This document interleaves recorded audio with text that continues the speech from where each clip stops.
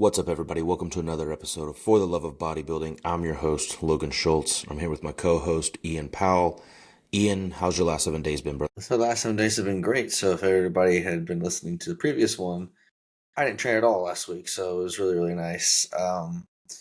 Very interesting stuff. So my food got bumped up a good bit last week, just to kind of really ensure that we're recovering properly. We're obviously not trying to put on a lot of body fat, but we're just making sure we're not trying to underfeed me, right? Like whenever you deload, you don't necessarily want to like, oh, okay, let's not make sure you're going to get fat during this time. So if you're on a plan, you're not going to get fat. It happens a lot slower than that, especially maybe the first week or two. If you're doing bad shit like that, it might happen a bit quicker because your body's a little bit more receptive to fat right then. But as long as you're on a plan, you're eating a decent amount of food, or recovering, all these things are going to be totally fine. I was able to eat good. My weight was extremely stable all week. So obviously it helps with not training, not having jump up in weights because my weight will move around a lot as I train throughout the week. Just kind of freshened up. I even pulled back off cardio and steps like the last like 3 days just to like just super chill. But I feel really refreshed. I feel like it's very underutilized how people don't use deloads like that. And I understand a lot of people like a lot of gym goers. Maybe they're not competitive or not. Maybe they do want to be competitive. They're almost a bit tied to the gym. Like they're like they feel fucked up without it. I'm not one of those people. Like I understand people that are like that. I've been training for a lot of my life, but I've never felt like if I didn't go to the gym, I was bored or I was missing something in my day. I have several hobbies that keep me very interested in things outside of it. So I spend my time when I wasn't in the gym doing those things because I don't normally have enough time or any time to really do those. So that was a long spiel on how my last 7 days went. How was your last 7 days? It was good, man. Picked up another in-person client. Um, but other than that, it's kind of just, you know, working my tail off as usual.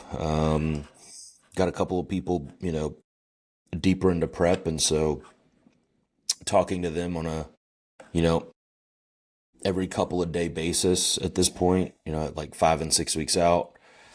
So it's just slowly picking up, females tend to be a little bit more difficult and have a little bit more, they need a little bit more attention, right? Yep. To get them where they need to be, but that's all right. It's just part of the process. So, yeah, everything else though, man, is pretty good. We're just chugging along at another week, just trying to continue to grow. So, I think this week we are going to talk about training, training volume, high versus low, blah, blah, blah, blah, blah. And then I think we are also going to talk about off-season programming for training, for if you want to be a better Correct. bodybuilder. If you actually want to grow Yeah, if you don't want to and be like improve. Joe. Oh, Joe doesn't listen to this Oh, podcast. It's okay. that's good. I was hoping he That's did good. so that he'd hear me call him out. I'll make sure I'll Yeah, send him a just link. we'll clip out that little piece and send it to him. I'll just put it on my story. Yeah, Here we go. Joe Call him Small. out for it. Joe Small. Make Joe big again. Yeah. So, Ian, give us your thoughts. High volume versus low volume. What's the first thing that comes to Uh, mind? my first thing that comes to mind when somebody is asking about volume, because it's a big talking point. I ask, what is your training age? And what I mean by that is not like when you start picking up a weight, like when are you actually like logging your like workouts? When are you actually tracking your progress in the gym? And how long have you been doing that for?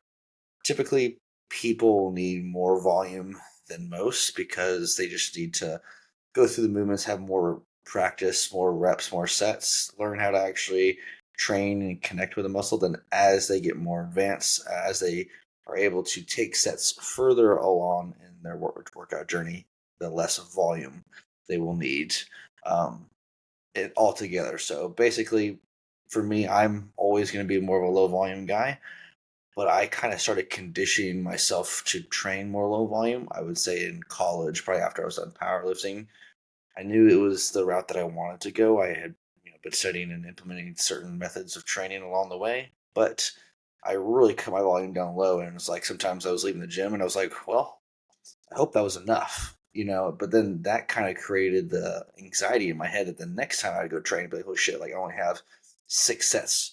Okay, so I need to find a way to make sure that I make the most out of those 6 sets instead of being like, oh, I got 20 sets of like chest, Yeah.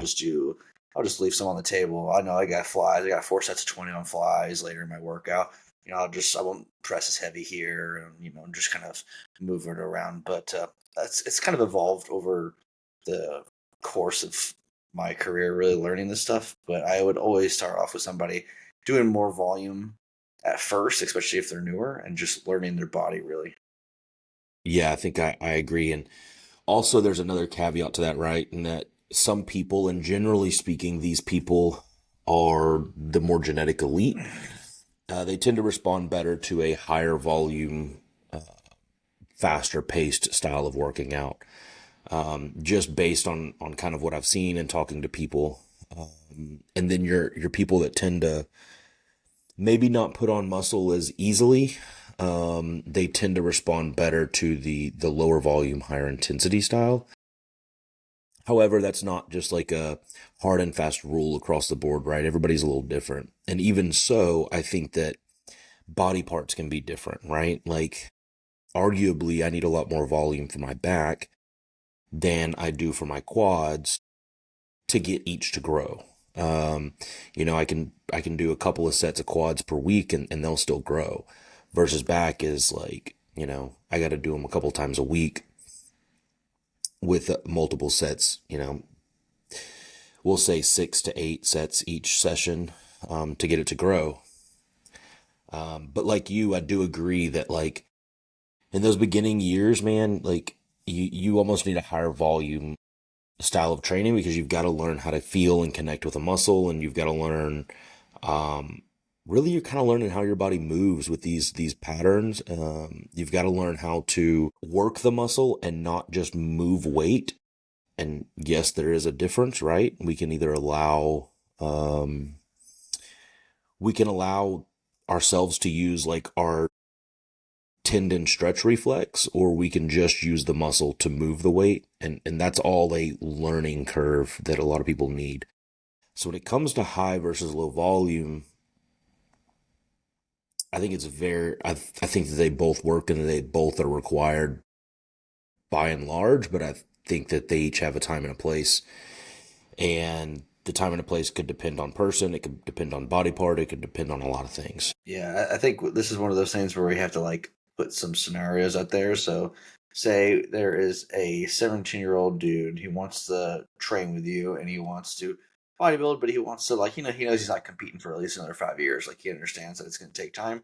How do you approach this guy's training? Let's just say he just wants to just get big, just typical bodybuilder split, Yeah, like whatever it is. so I'm writing his program or he's training with me. You're writing this program. Okay, I'm writing this program. Okay.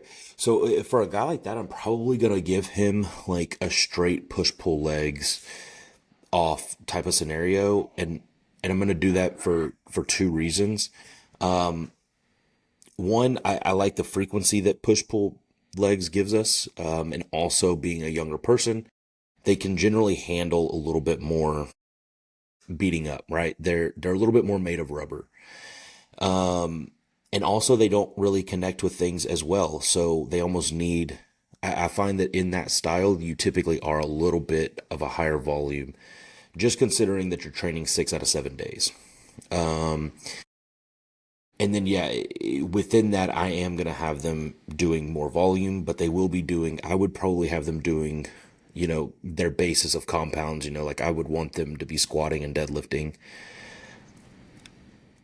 Depending on what they've been doing, I may or may not want them to bench press. It also depends on if they are good at sending me videos and things like that, right? I think that these are all foundational movements that help build a basis of a physique, and it helps kind of lay the groundwork, lay the foundation.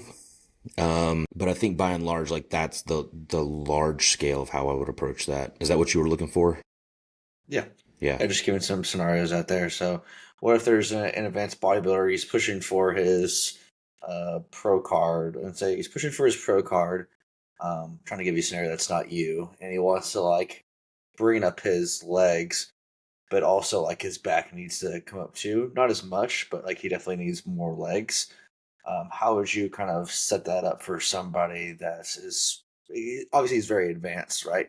Um, whatever training style you want to use, high volume, low volume, how would you set that up as to make sure he has enough volume for legs and back, but also enough to kind of recover like Yeah. throughout the rest of his body parts? Is a little more Yeah. tricky one.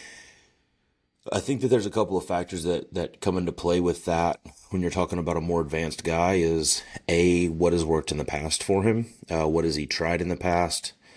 I want to see videos of his training, right? Because a lot of times with a lagging body part, people generally, what I have found is that lagging body parts means that the person enjoys that body part less than they enjoy others. Like typically your best body part is the one you enjoy training the most.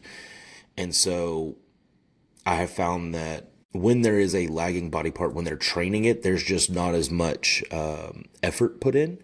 So I think that there's a couple of questions that need to be answered before you just say, this is exactly what you would do, right?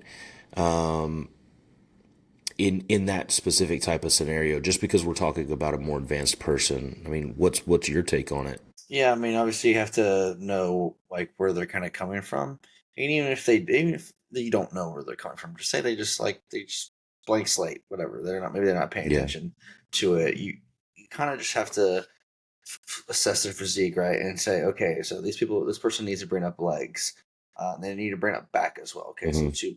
two biggest muscle groups. So that means we could need to allocate X amount of volume per that group. Let's just say it's 15 sets you need on legs. We're not going to specify if it's quads, glutes, or hams. We're just going to do 15 sets uh, for the week on legs, and then say you need another 15 sets on back as well. Okay, so it's a decent amount of volume for both those body parts. Hmm. So what you kind of have to do is you have to go into like, so what does the other body parts look like, right? And in my opinion, to maintain a body part, so let's just say like obviously the other body parts that this person has are pretty good because we're not going to be really focusing on them. I think honestly anywhere between 4 to 8 sets max is where you allocate those total rest of that weekly volume for that individual. Just because you have legs and back, Hmm. 15, 30 sets of that a week is going to be very rough. So Yes, it is. even typically lean more like the 4 to 6, and maybe you can titrate up some of that volume to 7 or 8 Yeah. total. That's maximum. But you kind of start there.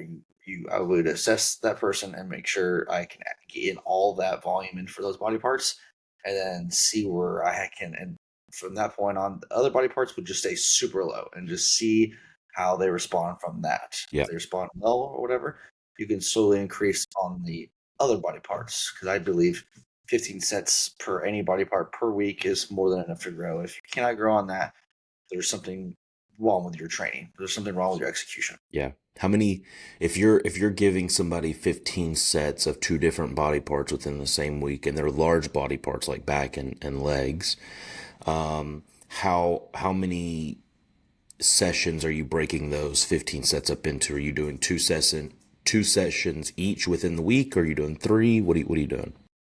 Yeah, it'd have to be like a pull legs, arms off, pull legs, push off. It'd have to be something kind of like that where you're able to like train them. I But mean, obviously not together, yeah, but you're but saying it's got to be in at least two sessions.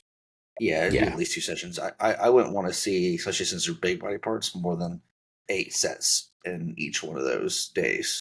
Because that would allow one of those days to be 7 sets per body part. Hmm. Because you try to do 15 sets in one workout and you say, I'm going to get it all done out in the way. It's just not enough frequency and you're going to create a lot of fatigue, especially if this is an advanced one like we're talking about that does have a higher degree of proficiency in the gym, that can connect better, Yeah. that can actually train and push themselves. They're going to tank themselves Hmm.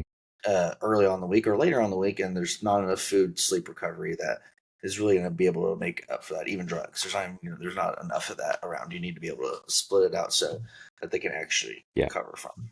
Okay, and let me ask you this. When you're talking, let's say we're talking about a leg split, right? And you're including glutes, hamstrings, and quads into that.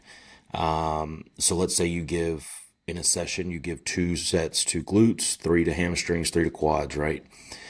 Are you counting, like, let's say you're doing a hack squat, 4 quads? Are you counting that as a glute set too, or no? No, unless I actually specify that I want like feet up and wide or something that actually makes it more Okay. glute focused, not as a byproduct. Okay. When I say say I'm putting somebody on a Smith squat, I'm going to count that as a quad movement. I'm not going to put like quads one and then zero Gotcha. point 0.5 Okay. glutes. It's just going to be The reason that I ask is because anytime I ever do a squat bias, I mean a quad bias type of squat, it ends up hitting my glutes really hard as a byproduct. Because generally, to get the quad bias, you have such, I tend to go so deep, and that I get a really good stretch and a lot of tension throughout my glutes. So I was just curious as to what your thoughts were on that. yeah. I mean, they're so close together that like when you're squatting, are you really thinking about like Mm, I'm training my yeah, glutes? No, no, you're it's a thinking about you're training your byproduct. Yeah, quads. It's a byproduct. So I would just yeah, accumulate that as just 2 sets or 3 sets of legs there. How I split up mine. I mean, I have a chart. I have an Excel sheet that I go through, and mine does have like quads, hamstrings, adductors, and glutes onto it, and I separated that. But I don't come if I have a squat pattern in there. I don't tack that on to glutes. yeah, I yeah, yeah, tack it on to quads. yeah. Regardless, if I get because I get a crazy amount of stimulus in my glutes as well too, but Yeah, the I'm only not directly targeting it. yeah when we're looking at a like a squat pattern, the only time I might add like adductors into it, if if I'm doing a wider foot placement, Yeah, and if I have a because it squat variation and I want it to be glutes, I would say wide stance glute focused squats. yeah. I would say it. I'd be like, okay, that one's not. We're trying to get out because I have a few wellness clients, and if I want to make them grow their quads without or their glutes without really pushing a lot of attention on their quads, it'll be a variation like that where we're squatting for the glutes, not Yeah, for yeah, yeah. quads. Which means wider base, feet are probably out in front of you a little bit more. Yep, further. Yep, Yeah, which is going to target those adductors as well. yep. Yeah, And I do think people need to train adductors more often. You see it all the time. Most people don't have enough adductors. Train your adductors more. Train them frequently. I and always find that they grow the best with more frequency. they need to be pushed hard. Yeah. Yeah, So you push it really hard. What I find is you push adductors really hard in one time per week. Let's say, and you're trying to grow that, you're going to get crazy sore, but it's not going to be enough to grow it. So what I found is training it twice a week. So train on both your leg days and making sure you train it the exact same way, super hard every time. You won't get as sore, and you'll actually be able to like recover and improve that body part pretty significantly. yeah. For me, adductors were fairly easy. I think because I squatted and then sumo deadlifted on 2 different days during the week, and I always had a little bit of a wider squat that my adductors just grew. Yeah. But that was my earlier years of college and stuff like that. So adductors have never really been a problem for me. So I've never had to play with it super hard for myself. Anyways, when we're talking about programming, back Mhm. on the other hand, is a different story. Me and you both know that. Any other Yeah. You thoughts? wanna you wanna break that down of how you're targeting and how to bring up your back because Sure. that's I think your biggest point that you want to address in the off season for you. Yeah. Yeah, sure. So, last season, arguably, my back probably came up the most last off season, and I think that there's a couple of things that I learned that we can do a little bit differently. Um, so two day on, one off split, and every third day I was doing back. So the split looked like back, push, off, or it was back legs off, back push off, posterior chain. So back, glutes, hamstrings, arms off, and then it rotated. Within those, the first 2 back days, because they're only back days, I was doing 10 or 12 sets on those days. And then on the third day, the posterior chain day, I think I was doing 6. So I was doing 30 sets within a 9-day period. Yep. I think the only thing that I would change this next go around is I would decrease that to probably 6 to 8 sets per session. I think that it was a little bit too much volume, and I was kind of getting into that place that you were talking about where intensity would drop. Yeah, So yeah, 26 to 30 sets. I mean, yeah, it's a shit ton. that's a yeah. And now it is not in a 7-day period. It is in a 9-day period. So But you it's could still still a take lot. that at so like 24 or Yeah, 23 sets. yeah, yeah. The point of it was to run a higher amount of sets. He was speaking with Barry. He said that John Meadows had done that, and he was able to grow his back a tremendous amount. Now, obviously, that's not sustainable long term, but I think I would probably run it again this next off season, and we would just decrease the amount of sets we're doing. Yeah. So So when you're trying to bring up a body part, are you looking to get somebody into the 20 set per week body group? Like so you would still want to be at least 20 sets for you for your back. yeah, probably. And I would it also depends on like if other body parts need to come up. Like a scenario earlier where we've got two large body parts coming up, probably not. But Yeah, too much. when we're talking about being back focused and just back focused, we're talking for me personally, I can pull volume from quads. I I was doing like 2 sets for quads all week. And that in and of itself takes a lot of your recoverability out of it. So I think that when you're talking about bringing up any other body part, yeah, I think 20 sets is probably a good place if we're just bringing up. You went off. No, I'll cover for you while you're fixing that. So yeah, so if you're trying to like really hyper focus on like a body part, like the one that we brought up earlier, it was legs and back. That one is going to be a bit more split volume in that sense of things. Because yeah, I can hear you All now. right, I lost you for a minute. Okay, I was Okay. just kind of going over it. Just saying that, like, yeah, when you're hyper focusing on one body part, like you're like we're designing a back only type of thing, a block per se. Um, and you may have an off season where it's just like, okay, we need to hyper focus just one body part, like Logan's scenario Hmm. here, or there might be a place where depends on what your next year looks like. If you can, you could do like an 8 week block where you focus on this, take a deload, and then maybe change it a little bit for another 8 weeks and focus on Yeah. another body part instead of running a 16 or 20 week hyper focus block, which I think is probably the better option for most people. That way, unless you have to, like, unless it's like really bad where you're looking at one body part and you're like, dude, like, we just got to run this shit for like 3 years, Yeah. where you have to just constantly like focus on it. I Oh, do think, I was going to say also you have to take into consideration that I've tried twice a week back training before, and the back didn't come up enough.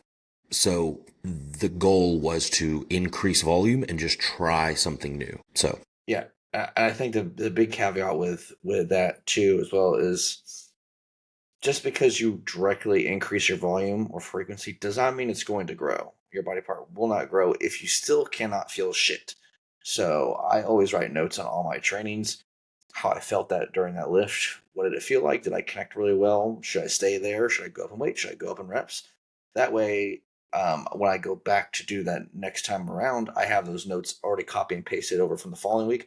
So I don't get a little cocky where I'm like, yeah, dude, fuck this shit. This shit's going really well. Oh, nope. I said stay there, focus on contraction, focus hmm on the feel. I'm going to trust what I felt last week while I was training, not before I even touched it yet. yeah, Um, and be mindful that this is growing muscle is a very slow process. Don't try to rush a bunch of weight or rush a bunch of volume in because you're probably gonna get burnt out or get injured or something along the yeah, way.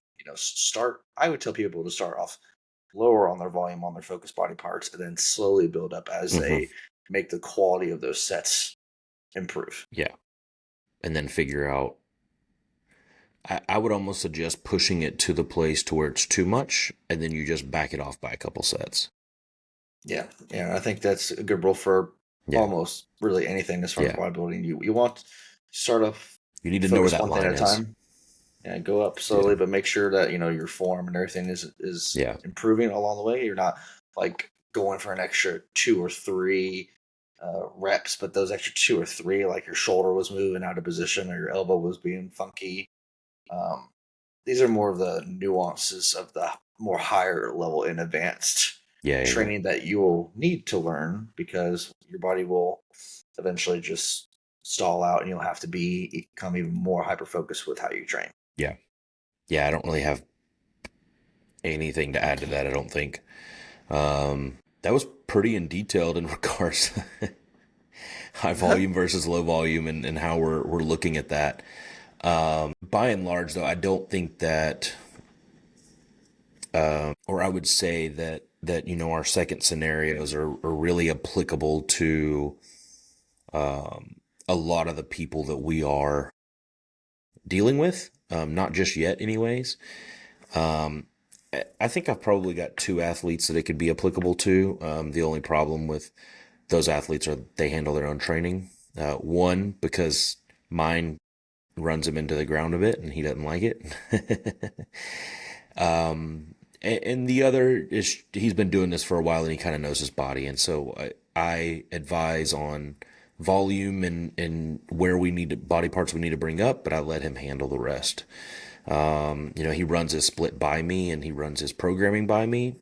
I mean, I put my 2 cents in, but by and large, he handles it. So, Yeah, um, the training side of that thing is really complicated. I have several training only clients where I handle. mhm. These are all competitors. They have their own coaches, and then I just do their Okay. training. And I'm very detailed with it and programming it. And I'll even go as far as just throwing them into an Excel and share them into a share drive where I'll look at them throughout the week and kind of watch it and ask for specifically requests for certain movements or something like that. Yeah. And allocate the volume and see how they're progressing. But it's definitely a lot more like nuance when you get to that kind of level of just watching somebody's training. It's definitely much easier to find someone that really trusts it. But there's a lot of people out there that have gotten pretty advanced that like still don't know how to like train super Yeah. well or bring up certain body parts very well. So you really can't just be like, hey, like I trust you with these things.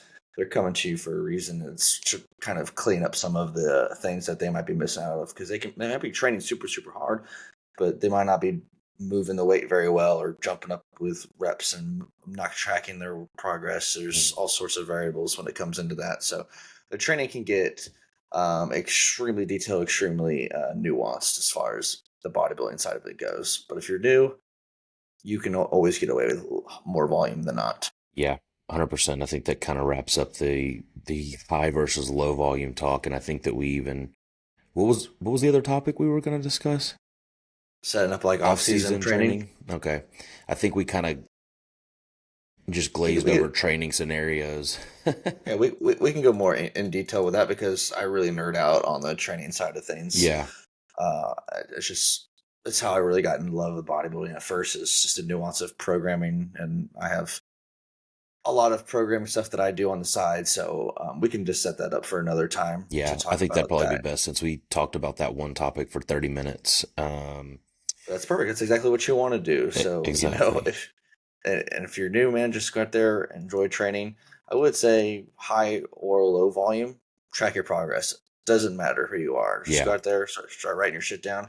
I always have people ask me about that. I have in that closet back there 12 composition books, full front and back pages of programming from 2011. So I think I stopped doing that like 2023 because I just went on computers. Yeah. Let's see. There it is. Ian is much more anal than I am. For a large part of my life, I did not track anything in regards to training. I remembered my big sets, my big movements, and that is it. Until it wasn't last year, but it was the year before last when we were training arms together. I started actually tracking my arm training, and my arms grew the most. So last year I Woo! started tracking everything.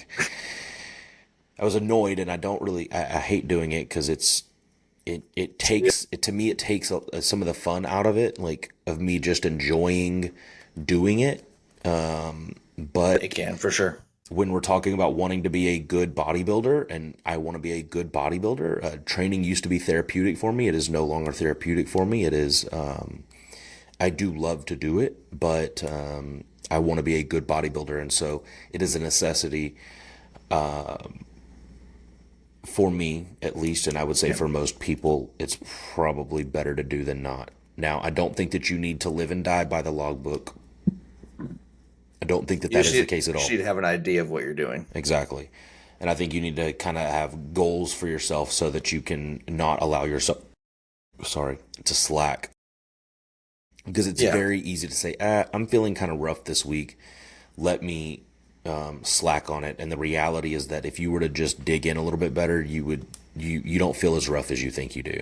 So, Yeah, I and think I I would think you have, kind of hit that on the head with like the training and actually enjoying training because obviously I'm anal about all these things, but there are periods where I'm like, dude, fuck this shit. Like I'm just gonna go in there and be a dog. And I did that for my off season last year around this time. The problem with me when it comes to that, I just get so fucking crazy with the way I like to train that I pretty much blow my load sometimes, and I just drive so much fatigue because yeah, I'm just progressing strength like fucking crazy. And then all of a sudden, I'm just super brittle and yeah, super fucking tired all the time. So for me, it's almost like a rein for myself. It's to hold myself in, yeah, to be like, okay, like just stop. Like it feels good, but make it feel even better. Don't go up and wait. Like yeah, just make it feel better. So that's why I have to do it at this point. But I think when you're starting out, it's just making sure you know what the fuck you did last time, and yeah, then maybe writing a little note and be like, I would write little notes. Had fucking Jersey Mike's for pre workout. It was fucking awesome pump. We should do that again.